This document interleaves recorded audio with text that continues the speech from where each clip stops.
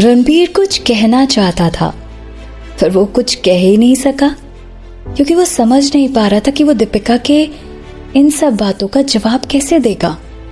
दीपिका के जाते ही वो सोचने लगा कि ये अभी यहाँ क्या हो गया, आज तक किसी ने मेरे साथ ऐसे बात नहीं की। मुझे ऐसा क्यों लग रहा था कि जैसे वो मुझे डांट रही थी। रूम से बाहर आते ही दीपिका ने दरवाजा बंद कर दिया और अपने दिल पर हाथ रखकर देखा तो उसके दिल की धड़कन बहुत तेज हो गई थी। वो मन ही मन कहने लगी, आज मैंने उस शैतान को अच्छे से डांटा और वो कुछ भी नहीं बोल सका। शाबाश दीपिका, तुमने आज बहुत अच्छा काम किया है। हमेशा ऐसे ही रहना, इससे वो तुम्हारा कुछ भी नहीं बिगाड़ सकता। नीचे जाकर लिविंग रूम में वो रणबीर का इंतजार करने लगी। करीब 7 बज गए थे। जैसे ही कमलनाथ जी खाना परोसने वाले थे तो दीपिका ने उन्हें रोक दिया और कहा कि अभी थोड़ी देर प्लीज रुक जाइए, उससे आने दीजिए। 7 बजते ही उन लोगों ने देखा कि सीढ़ियों से कोई आदमी नीचे आ रहा था। रणबीर चुपचाप आकर टेबल पर बैठ गया।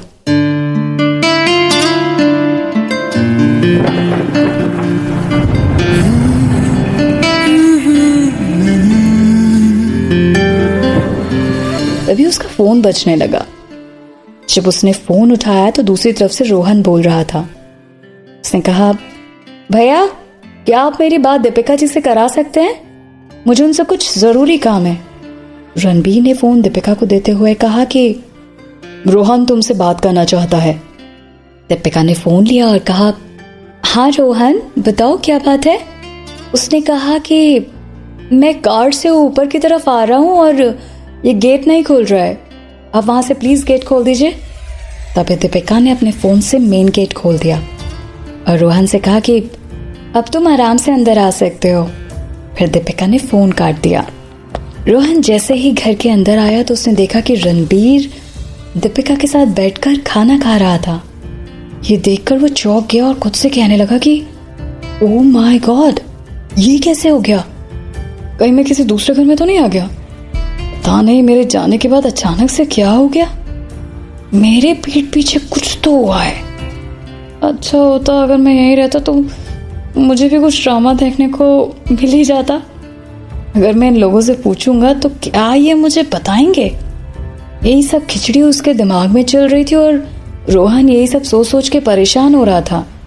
वो चलकर टेबल के पास भी आ गया और कहा कि आप लोग मेरे बगैर खाना खा रहे? तभी दीपिका ने कहा, अभी कुछ ही मिनट पहले हम लोगों ने खाना शुरू किया है, इसलिए आओ तुम भी बैठकर खाना खा लो। कुर्सी पर बैठते ही रोहन ने दीपिका से पूछा, आपका दिन कैसा था? दीपिका ने जवाब दिया, मेरा दिन तो बहुत अच्छा था।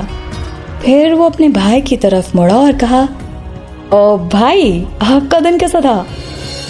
रणबीर ने रोहन की बातों पर ध्यान नहीं दिया और वो खाना खाने में मगन था। तभी रोहन हंसने लगा और कहा, मुझे लगता है आपका दिन भी बहुत अच्छा था। तभी दीपिका ने कहा, अरे हाँ मैं तो बताना भूल गई, मैंने आपके भाई को दवाई खिला दी है और आपने जैसा कहा था मैंने एक सेब काट कर भी इनको दे दिया था। ये सुनकर रोहन खांसने लगा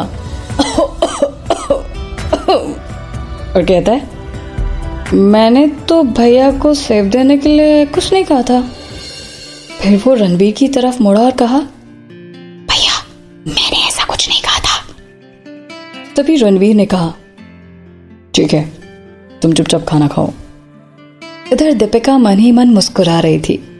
सबसे पहले रणबीर ने खाना खाकर खत्म किया और हाथ धोकर अपने कमरे में चला गया। रणबीर के जाते ही रोहन ने दीपिका से कहा कि मैंने आपको कब कहा था कि आपको भैया को सेब देना है? दीपिका ने जवाब दिया, अब तुमने ही तो कहा था कि मैं आपके भैया का ख्याल रखूं, तो क्या एक बीमार आदमी को मैं एक सेब भी नहीं दे सकती?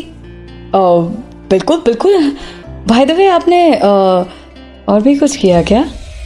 रोहन के सवाल पर दीपिका चौंक गई और कहा कि नहीं कुछ और, मैं क्यों करूंगी कुछ और? रोहन ने थोड़ा मटरगस्ती अंदाज में कहा, अरे आप मेरे से क्या छुपाना, आपने कुछ तो किया होगा, नहीं तो आप साथ में बैठकर खाना कैसे खा सकते हो? इस पर दीपिका ने कहा, अरे हाँ, मैंने उनको खुद का ख्याल रखने के लिए थोड़ा डांटा था। ओ, क्या बोल रही हो? अच्छा, मतलब आपने भैया को डांट दिया और उन्होंने कुछ नहीं कहा आपसे? कमाल है यार। दीपिका ने कहा कि हाँ, अगर तुम्हारी हिम्मत है तो तुम अपने भैया से पूछ लेना। दोनों खाना खाकर उठ गए। रोहन जैसे ही अपने कमरे की तरफ जा रहा था, दीपिका ने उसे रोका और उसे चोट का मलहम देते हुए कहा कि रात में इसे अपनी कमर पर लगा लेना। दीपिका को ऐसा करते देख रोहन खुश हो गया और कहा, थैंक यू सो मच, कोई तो है जो मेरा ख्याल रख रहा है। ये कहकर वो मुस्कुराने लगा और फिर अपने कमरे की तरफ चला गया।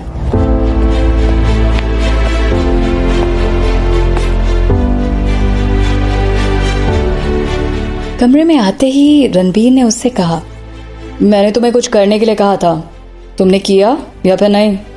रोहन ने एक फाइल निकालते हुए रणबीर को दी और कहा कि भाई, इसमें दीपिका से रिलेटेड सारी इंफॉर्मेशन है। रणबीर ने उस फाइल की तरफ देखा और फिर रोहन की तरफ देखा और रोहन से कहा कि